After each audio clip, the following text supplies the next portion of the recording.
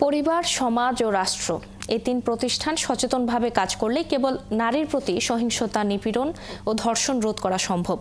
পরিবারে নারীর মর্যাদা নিশ্চিত করা এবং সহিংসতায় জড়িত পুরুষের সচেতন করা না গেলে নারী নির্যাতন কমানো সম্ভব নয়। বিশেষজ্ঞরা বলছেন, নারী সহিংসতার প্রতিরোধে ছোটবেলা থেকেই পরিবার, শিক্ষা প্রতিষ্ঠান সবখানে ছেলে শিশুদের সচেতন করার কাজ করতে হবে। আরও জানাচ্ছেন শাহানাত শারমিন। রাজধানী বনশ্রীতে নিজ বাসার সামনে হেনস্থা ও নির্যাতনের শিকার হন রাফিয়া তামান্না নামে এক নারী সাংবাদিক।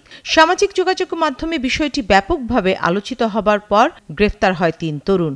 অথচ এই তরুণদের একজনের পরিবার বিষয়টি জেনেও ছিল নির্লিপ্ত। আর এভাবে অপরাধীর পরিবারও হয়ে ওঠে নারী নির্যাতনের সহায়ক। কেন এই তরুণরা নারীর প্রতি সহিংস হয়ে উঠছে? প্রচলিত ব্যবস্থায় নারী নির্যাতন ও প্রতিরোধের সব কর্মসূচি কেবল নারীকে কেন্দ্র করে, কিন্তু ঘরে, বাইরে বা সমাজে নারীর প্রতি পুরুষের আচরণ কেমন হওয়া উচিত তা নিয়ে কোনো কাজ হয় না।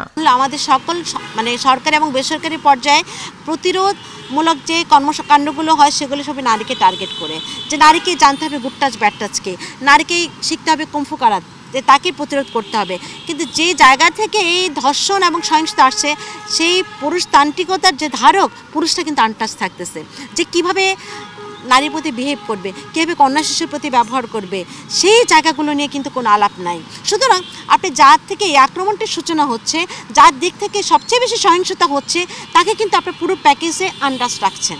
একটা বাচ্চা ক্রমাগত তার পরিবারে দেখছে যে তার মাকে নির্যাতন করা হচ্ছে, তার থেকে তার বোনকে কম প্রায়োরিটি দেওয়া হচ্ছে, অবহেলা করা হচ্ছে শিক্ষা ক্ষেত্রে, পুষ্টির ক্ষেত্রে, তাহলে সে কিন্তু সেই লার্নিংটাই পাচ্ছে। ভবিষ্যতে সে ওভাবেই তাকে বিল্ড আপ হবে এবং সে আচরণ করবে। ফলে একদম আমি মনে করি ছোটোবেলা থেকেই শ্রদ্ধার চোখে দেখার এবং ভালোবাসার চোখে দেখার এবং সমতার শিক্ষাটা পরিবার থেকে ছোটোবেলা থেকেই শুরু করতে হবে। এবং পরিবার থেকে যখন শুরু করবে তখন এটা পরিবেশেও একটা বড় প্রভাব ফেলবে। নারীর অধিকারের আন্দোলনকে মৌলিকভাবে পুরুষের আন্দোলনে পরিণত করা না গেলে বাস্তবে নারীর অধিকার রক্ষা করা কঠিন।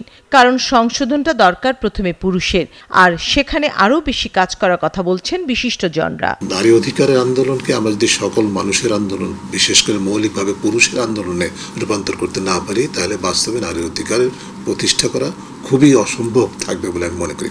তার কারণ হচ্ছে যে নারীর যে অধিকার হরণ, সেটা কে করছে, কোন সমাজ ব্যবস্থা করছে পুরুষতান্ত্রিক সমাজ ব্যবস্থা, এবং যিনি অধিকার হরণ করছেন তিনি মূলত পুরুষ।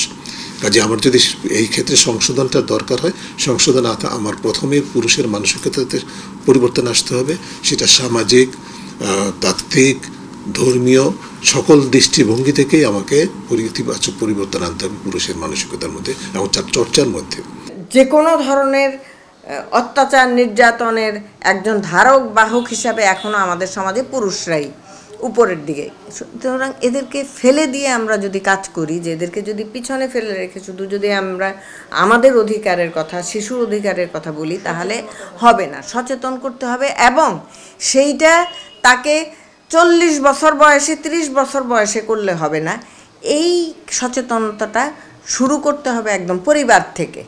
শিশু একটা যখন ছেলে শিশু হবে, মেয়ে শিশুকে একই ধরনের এডুকেশন, ছেলে শিশুকে বলতে হবে এই দিক থেকে তুমি প্রিভিলেজ হয়তো পাবা, কিন্তু এই দিকে তোমার নিজেকে তোমার এই কাজগুলি থেকে তুমি বিরত থাকবা। জেন্ডার নিয়ে আলোচনা উঠলেই পুরুষরা এটিকে কেবল নারীর বিষয় বলে গণ্য করেন। এই মনোভাব পরিবর্তনের সময় এসেছে। পরিবার ও সমাজে পুরুষকে অবশ্যই সক্রিয় কর্তা হিসেবে কাজ করতে হবে, তবেই কমবে নারীর প্রতি সহিংসতা। ক্ষমতার ইমব্যালেন্স আছে। শাহানাত শারমিন, ৭১, ঢাকা।